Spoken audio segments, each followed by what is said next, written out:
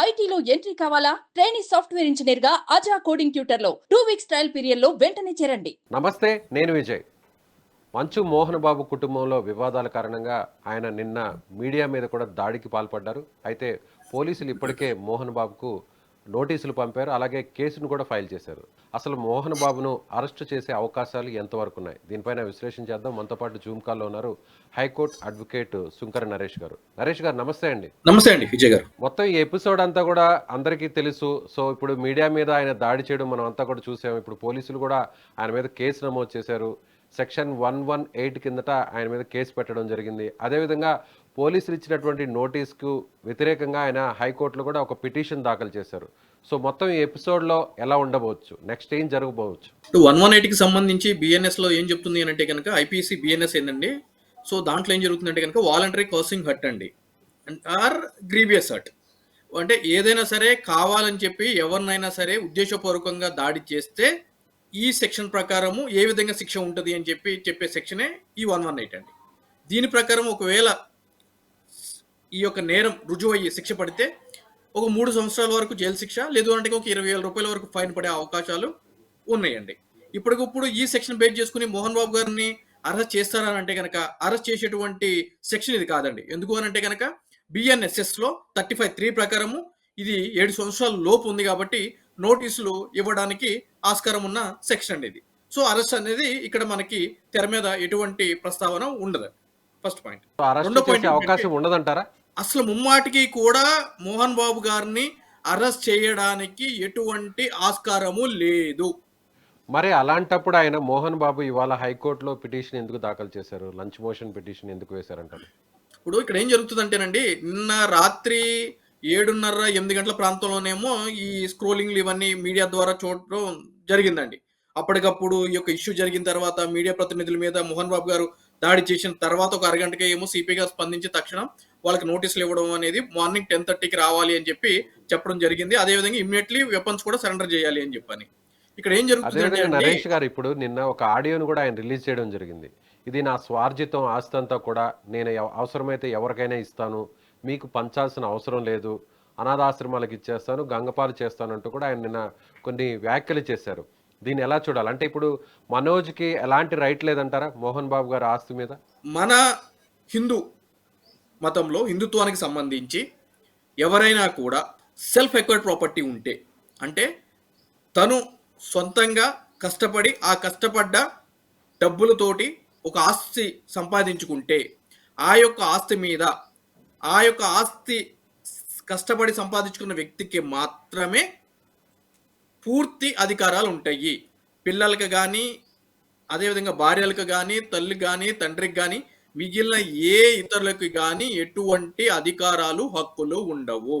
So కాబట్టి మోహన్ బాబు గారి విషయంలో ఒకవేళ ఈ ఆస్తులన్నీ కూడా మోహన్ బాబు గారు కష్టపడి అతను స్వార్జితంగా సంపాదించుకున్న ఆస్తులు అయితే గనక ఎవ్వరికి ఎటువంటి రైట్స్ ఉండవు. ఆయన కావాలనుకున్న వాళ్ళకి ఆయన దానం చేసుకోవచ్చు, విల్ డీడ్ చేసుకోవచ్చు, గిఫ్ట్ డీడ్ చేసుకోవచ్చు, లేదంటే అమ్ముకోవచ్చు. నేను కొడుకుని కాబట్టి నాకు కావాలి దీంట్లో ఆస్తి అంటే మాత్రం చట్టపరంగా అటువంటి రైట్స్ ఏమీ లేవండి. అంటే 3 పిల్లలుంటే ఒకరికి ఆస్తి ఇచ్చి మిగిలిన మరొకరికి ఇవ్వకుండా ఉంటే అది చెల్లుతుందా? అది ఆయన ఇష్టం. ఆయన కష్టపడి సంపాదించుకున్న ఆస్తి. No one has any right to claim. Naresh garu, Mohan బాబు గారు అంటే ఆల్రెడీ మనోజ్ కూడా ఆయన ఒక కంప్లైంట్ ఇవ్వడం జరిగింది. తన మీద మోహన్ బాబు గారి అనుచరులు, వాళ్ళ మనుషులు దాడి చేశారంటూ 2 వ్యక్తుల పేర్లు చెప్పి ఆయన అక్కడ లోకల్గా ఉన్నటువంటి పోలీస్ స్టేషన్లో కంప్లైంట్ ఇచ్చారు. ఆ తర్వాత మోహన్ బాబు గారు నేరుగా ఆయన సిపికి కూడా ఒక కంప్లైంట్ ఇవ్వడం జరిగింది. తనకు ప్రాణహాని ఉంది, తన కుమారుడు అలాగే కోడల నుంచి కూడా ప్రాణహాని ఉందన్నారు. కానీ 7 నెలల పాప పేరు కూడా అందులో చేర్చారు, ఇది అన్యాయం అంటూ కూడా మనోజ్ చెప్తున్నారు. అంటే పాప పేరుని ఎందుకు అక్కడ చేర్చాల్సినటువంటి సందర్భం వచ్చిందంటారు? ఆ కంప్లైంట్ ఒకసారి మనం అనాలిసిస్ చేస్తే. కంప్లైంట్ అయితే నేను చూడలేదండి. దాంట్లో పాప పేరుందా ఏంటి అనేది అయితే కనుక నాకు తెలియదు. ఆ కంప్లైంట్ సారాంశం ఏంటో కూడా నాకు తెలియదు.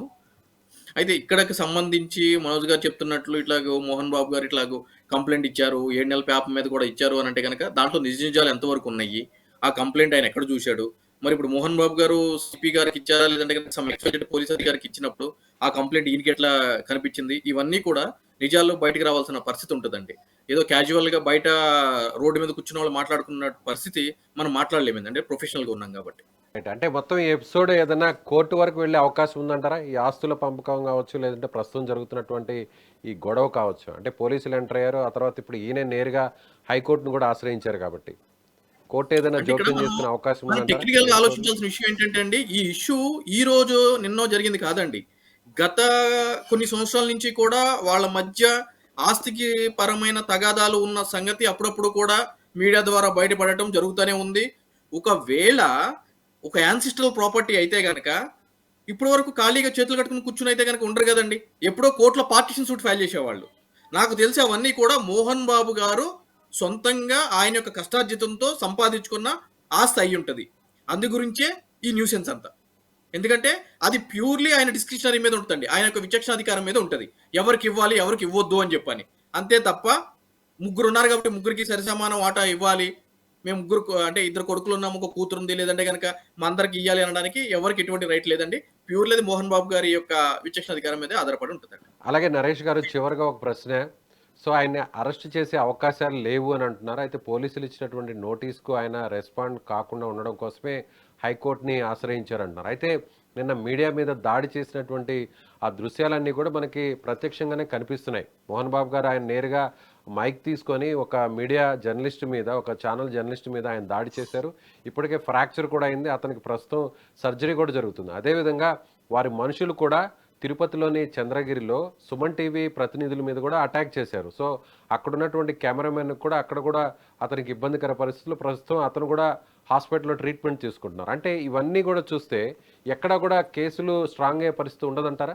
అంటే అదేనండి. అంటే ఇప్పుడు ఒక నేరానికి సంబంధించి ఆ నేరం యొక్క తీవ్రత ఆధారంగా మన యొక్క పాలకులు చట్టాలనేది రూపొందించడం జరిగిందండి. దానికి సంబంధించి వాళ్ళు చేసిన నేరం ఏంటి? ఆ నేరం యొక్క తీవ్రత ఏ విధంగా ఉంది? బేస్ చేసుకొని సంబంధించిన పోలీస్ అధికారులు సెక్షన్స్ అనేది ఫైల్ చేస్తా ఉంటారు. అయితే సుమన్ టీవీ మీద జరిగిన దాడిని కూడా ముక్తకంఠంతో మొత్తం అందరూ ఖండించారు. ఇంకొకసారి కూడా ఖండించాల్సిన పరిస్థితి ఉంది. ప్రజాస్వామ్యంలో ఇటువంటి దాడులు ఎవ్వరు చేసినా కూడా అది ఆహ్, ఉపేక్షించే ఆస్కారమే లేదండి. అయితే అక్కడ కేస్ అయ్యింది. ఇక్కడ కేస్ అయింది. సో, ఇటువంటి అంటే ఈ 118 అక్కడ కూడా 118 బిఎన్ఎస్ ప్రకారమే కేసు చేయాల్సిన పరిస్థితి ఉంటదండి. అయితే వీటిలన్నిటిలో కూడా ఈ బిలో 7 ఇయర్స్ ఉన్నాయి గాబట్టి అరెస్ట్‌కి ఆస్కారం లేని కేసులండి ఇవన్నీ. సో, కాబట్టి అరెస్ట్ అనే అంశము మనం ఎక్స్‌పెక్ట్ జేయడానికి దీంట్లో లేదండి. Right sir. Thank you so much Naresh గారు. ఇది high court thank you. Advocate Sunkara Naresh గారు చెప్తున్నట్టుగా ప్రస్తుతం అయితే మాత్రం సిపి రాచకొండ సిపి తన ముందు హాజరు కావాలంటూ ఇచ్చినటువంటి నోటీసులకు రెస్పాండ్ కాకుండా ఉండడం కోసమే మోహన్ బాబు గారు హైకోర్టుని ఆశ్రయించారు. సో అదేవిధంగా ఆయన మీద పెట్టినటువంటి సెక్షన్ 118 ప్రకారం ఇప్పటికీ ఆయన్ని అరెస్ట్ చేసే అవకాశాలు చాలా తక్కువగా ఉంటాయి ఈ సెక్షన్ ప్రకారం అని చెప్పని అడ్వకేట్ చెప్తున్నారు. అదేవిధంగా మీడియా మీద జరిగినటువంటి దాడిని ప్రతి ఒక్కరు కూడా ఖండించాల్సినటువంటి అవసరం ఉంది. ముఖ్యంగా ఈ విషయంలో అంటే మోహన్ బాబు ఆస్తుల విషయంలో ఆయనకే పూర్తి హక్కులు ఉంటాయి. ఆయన ఎవరికైనా పంచాలా లేదంటే ఆ ఆస్తిని తన వద్దే ఉంచుకోవాలనేదే పూర్తిగా ఆయన ఇష్టం అంటున్నారు advocate. Thank you so much.